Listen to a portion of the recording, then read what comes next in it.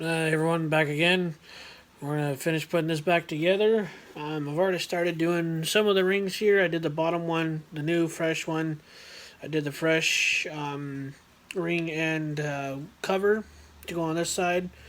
Um, I am gonna have to use one of the old screws here, and looks like one of the old rings too, because the new ones that they supplied are an odd shape individually, and it's looks like it's not gonna fit.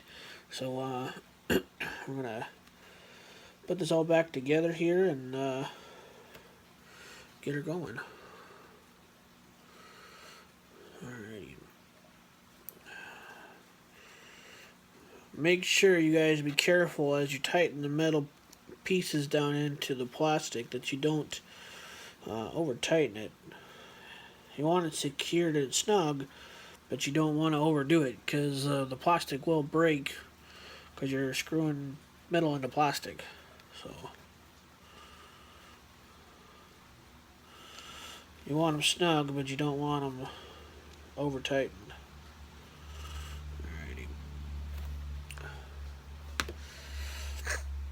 Alrighty. So let's grab this.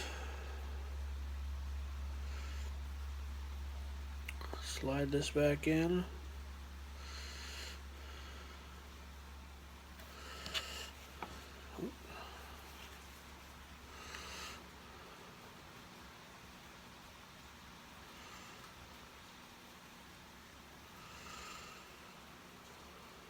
Make sure you guys put your spring back in. That way it'll function properly again. And mine's not wanting to cooperate with me. Let's see here.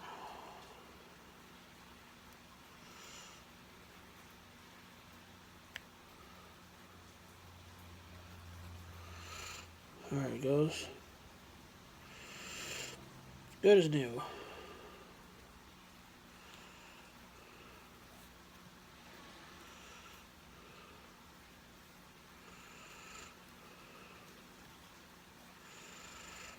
Actually, I'm going to rotate the spring.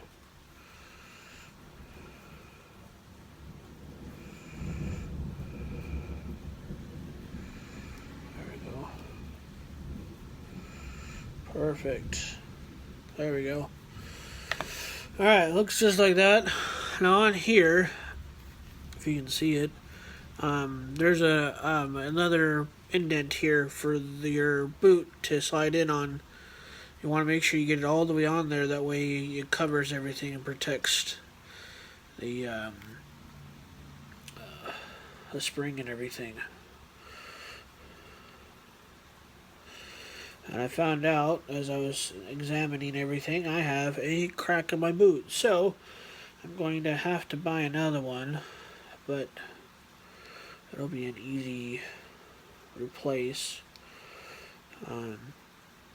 That I'm just going to live with the one I've got for right now. It'll be easier to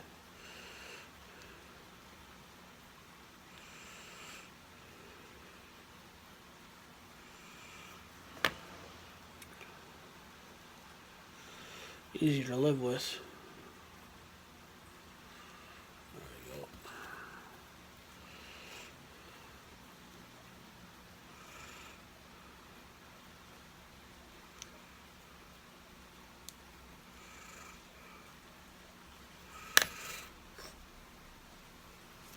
go. Ugh.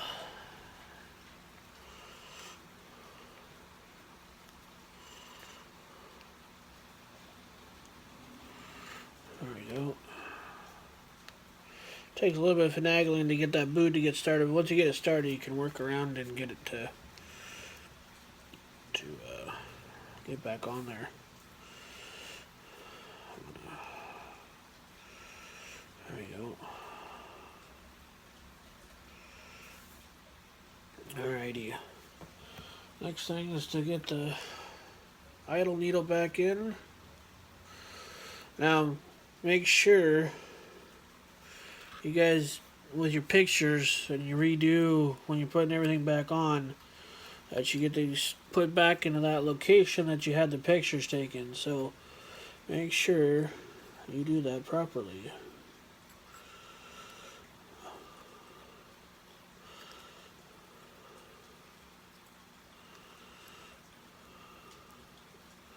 Now on all the needles, there is a gasket on them. This one happens to have the gasket on the needle itself. Make sure you guys don't lose that gasket. Otherwise the needle is not going to sit properly.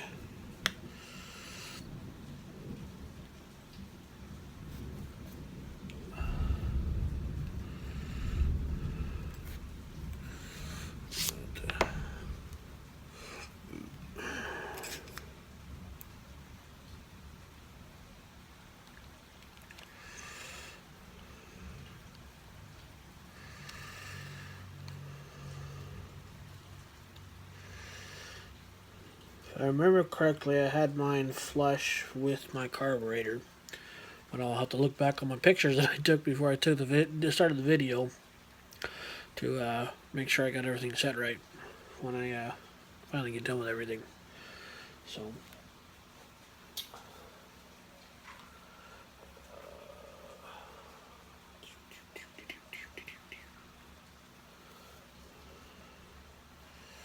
that's the low speed needle.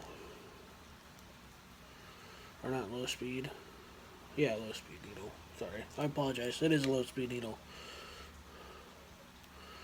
Get that screwed back in.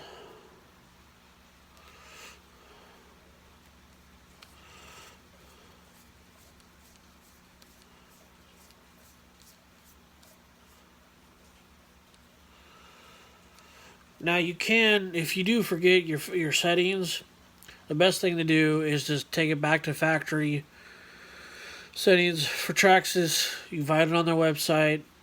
It's really easy to find. You just gotta look it up.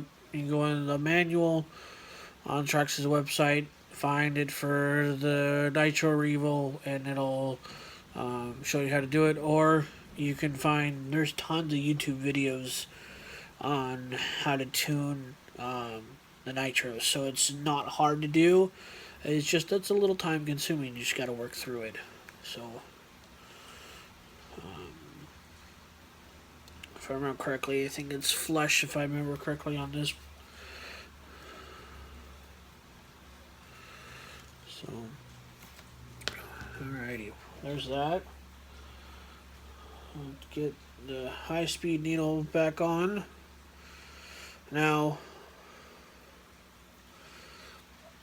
on your high-speed needle, there is the line for the fuel to go in, and this is what the fuel line plugs in onto from the tank.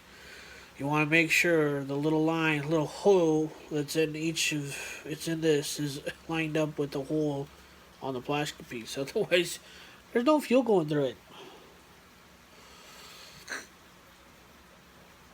And a word of caution, as I've learned, be careful as you